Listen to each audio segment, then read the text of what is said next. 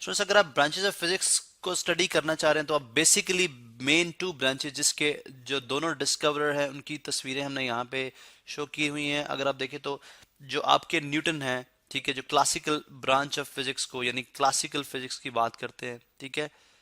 जो कि तमाम की तमाम 1800 सेंचुरी से पहले तक यानी बिफोर 1800,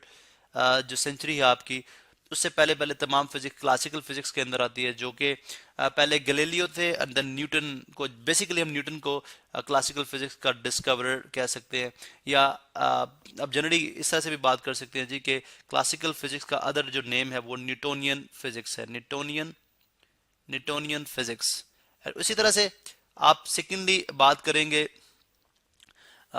जब आप मॉडर्न फिजिक्स की बात करते हैं, क्योंकि फिजिक्स की बेसिकली जो फिजिक्स की जो मेन डिवीजन है वो आप क्लासिकल और मॉडर्न फिजिक्स से कर सकते हैं। और जब मॉडर्न फिजिक्स की बात करते हैं तो मॉडर्न फिजिक्स के अंदर आपके आइंस्टाइन है, ठीक है, जो कि आप 20th सेंचुरी में आप एग्जैक्टली कह सकते हैं जी, 20th सेंचुरी के अंदर,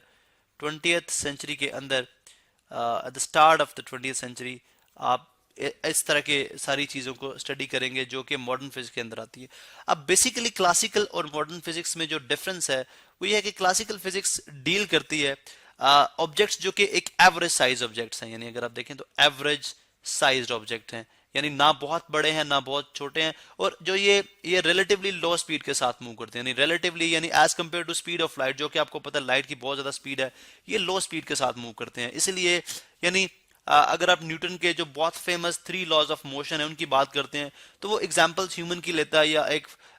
या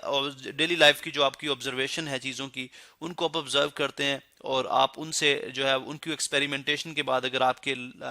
जो रिजल्ट्स मैच कर जाएं आपके आउट जो एक्सपेरिमेंट्स के जो रिजल्ट्स हैं तो आप उनको लॉज के तौर पे स्टडी कर सकते हैं। मीन के यूजिंग योर 5 सेंसेस, जो आपको गिवन 5 सेंसेस है उनको यूज करते हुए जो आप एवरेज साइज पर ऑब्जेक्ट्स को देख सकते हैं, और ऐसे सब ऑब्जेक्ट्स जो कि स्पीड ऑफ लाइट से बहुत कम स्पीड के साथ मूव करते हैं आप उनको स्टडी कर सकते हैं। ठीक है, अब क्लासिकल फिजिक्स के इन बिटवीन, या अगर आप ये चीज भी क्लासिकल फिजिक्स के अंदर ही आप इंक्लूड कर सकते हैं कि लेटर ऑन, नहीं राइट आफ्टर, अगर मैं यहाँ पे बता दूं कि राइट आफ्टर, या अगर आप बिफोर 150 ईयर्स अगो, यानी तकरीबन 150 साल पहले, जो आपकी ईयर्स एगो, ठीक है, ईयर्स एगो अगर आप बात करते हैं तो आई डोंट नो, आप इलेक्ट्रिसिटी एंड मैग्नेटिज्म की बात कर सकते हैं, इलेक्ट्रिसिटी और मैग्नेटिज्म की बात कर सकते हैं कि जो एक लेटेस्ट ब्रांच के तौर पे उस टाइम के अंदर जो है मैग्नेटिज्म, ठीक है, मैग्नेटिज्म के तौर पे एक नई ब्रांच के तौर पे ये सामने आई थी, जिस पे जो आपके जो काम हुआ था, यानी जिन फिजिक्स ने काम किया था उसमें आपके जो जो मेजर है वो लिख देता हूँ, जैसे एम्पेयर है, ठीक है, एम्पेयर जो कि इनके आप लॉज भी जाके पढ़ेंगे, ठीक है, फेरेडे हैं, ठीक है, फेरेडे की बात हम कर सकते हैं, इसी तरह मैक्सवेल है। ये बेसिकली जो इम्पोर्टेंट आपके जो आपकी क्लासिकल फिजिक्स को के बाद जो इन बिटवीन जो गैप आता है, ये क्लासिकल फिजिक्स के अंदर ही आप इनको कंसिडर कर सकते हैं, ये इन बॉडीज को स्टडी करते रहे। ठीक है, अब जब आप 20th सेंचुरी में एंटर होते हैं, like at the start of 20th century, ठीक है, जो 3 मेजर ब्रेक्स थ्रू है, जो 2 आपके बिलोंग करती हैं आइंस्टाइन से। अगर आप देखें इनकी बहुत फेमस इक्वेशन है E = mc², जो कि बुक्स के बाद भी अक्सर प्रिंट होती है, जो इन्होंने कॉन्सेप्ट दे दिया था कि आप एनर्जी को मैटर में कन्वर्ट कर सकते हैं, E for energy and M for matter, और C स्पीड ऑफ लाइट है,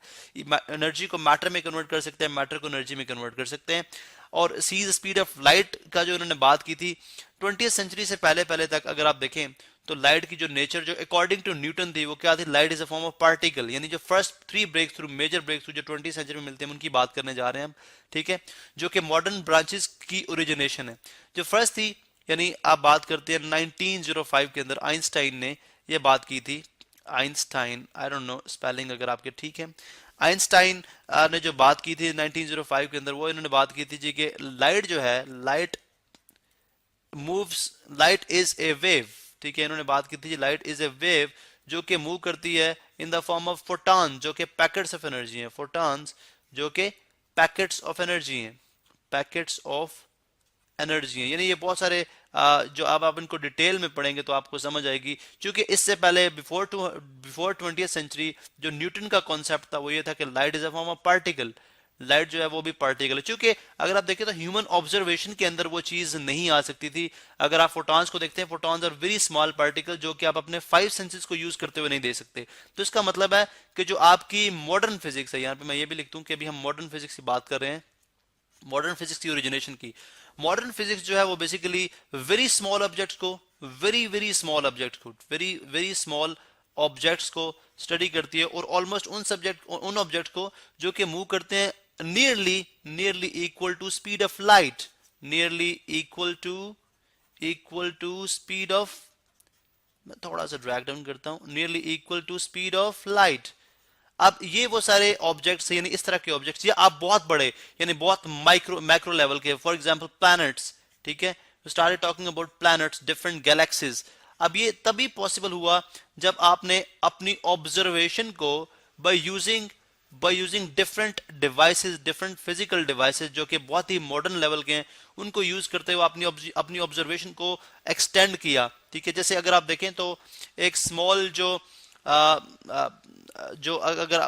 आपके एक्सपेरिमेंटल डिवाइसेस में यहाँ पे पहले मेंशन कर दूं, अगर आप देखें तो एक बैक्टीरिया को विद द हेल्प ऑफ आई आप अपनी आंख के साथ नहीं देख सकते। ठीक है, तो जब आइंस्टाइन ने ये बात की कि आप जो है light is a form of wave, तो आपने एक माइक्रोस्कोप बनाई जिससे लाइट जो है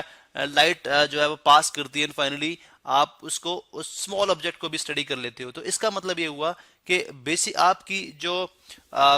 मॉडर्न फिजिक्स है वो बेसिकली ये is one of the breakthrough जो स्पीड ऑफ लाइट को एज ए वेव कंसिडर किया गया, उसकी एडवांसमेंट की वजह से आई है, उसके अंदर मॉडिफिकेशन की वजह से आई है। सेकंड जो ब्रेक थ्रू थी वो आइंस्टाइन ने ही कुछ अरसे बाद आइंस्टाइन ने ये थ्योरी ऑफ रिलेटिविटी दी, जो कि ये बात करती है कि तमाम चीजें जो हैं वो क्या है, रिलेटिव हैं, रिलेटिविटी। यानी इससे क्या मुराद हुआ, अकॉर्डिंग टू न्यूटन, यानी 20वीं सेंचुरी से पहले ये बात की जाती थी कि आपकी जो मोशन मूवमेंट ऑफ बॉडीज हैं, ठीक है, वो सारी क्या है, वो एब्सोल्यूट है। यानी अगर बॉडी कोई एट रेस्ट है यानी रुकी हुई है तो वो एब्सोल्यूट है, वो हर लिहाज से रेस्ट में होगी। अगर बॉडी मोशन में है तो हर लिहाज से मोशन में होगी। इवन के टाइम्स जो है, वक्त है, उसको भी एब्सोल्यूट कहा जा रहा था। लेकिन आइंस्टाइन ने बोला जी ऐसी बात नहीं है, बल्कि आपकी ये जो तमाम जितनी फिजिकल क्वांटिटीज हैं वो सारी रिलेटिव होती हैं। रिलेटिव से मुराद कि अगर आप जमीन पे बैठे एट रेस्ट हो सकते हैं, जमीन के मुताबिक एट रेस्ट हो सकते हैं, लेकिन अगर आप अपनी उसी मोशन को with respect to other planet study करेंगे तो आप मोशन में नहीं है। इसका मतलब है कि रेस्ट, मोशन और टाइम ये सब रिलेटिव हैं। एक खास फ्रेम ऑफ रेफरेंस के लिहाज से ये चीजें डिफरेंट हैं और दूसरे फ्रेम ऑफ रेफरेंस के लिहाज से डिफरेंट हैं। तो थ्योरी ऑफ रिलेटिविटी जो आप डिटेल में पढ़ेंगे, लेकिन ये सेकंड मेजर ब्रेक थ्रू थी जो कि आइंस्टाइन ने आफ्टर फ्यू मंथ्स दी थी और जो कि आपकी मॉडर्न फिजिक्स की बेसिस बनती है। और फिर इसके बाद तीसरी जो कि स्मॉलर पार्टिकल्स को, जो कि इस कॉन्सेप्ट को भी जो है वो चैलेंज कर देती है कि only atom was the smallest particle. ठीक है, अब आपके जो कि मॉडर्न फिजिक्स के एरा के अंदर यानी 20वीं सेंचुरी के अंदर जो लेटेस्ट आपके जो साइंटिस्ट हैं रदरफोर्ड हैं, रदरफोर्ड ने इस कॉन्सेप्ट को भी गलत कर दिया। उसने बोला जी एटम यानी जिससे हम कहते हैं बहुत सारे एटम्स मिलके मैटर क्रिएट करते हैं, लेकिन रदरफोर्ड ने ये बात की थी ऐसी बात नहीं है, बल्कि आप एटम को भी फर्दर ब्रेक डाउन कर सकते हो। एटम एक इनडिविजिबल पार्टिकल था, लेकिन रदरफोर्ड ने बोला एटम को अगर आप ब्रेक करेंगे तो आपका न्यूक्लियस निकलेगा, जिससे लेटर ऑन अगर आप देखें तो डिस्कवरी ऑफ प्रोटॉन होती है, यानी प्रोटॉन जो है निकलता है, इलेक्ट्रॉन निकलता है, ठीक है, न्यूट्रॉन निकलते हैं, सब पार्टिकल्स। अभी लेटेस्ट अगर आप देखें तो ये प्रोटॉन, न्यूट्रॉन और फर्दर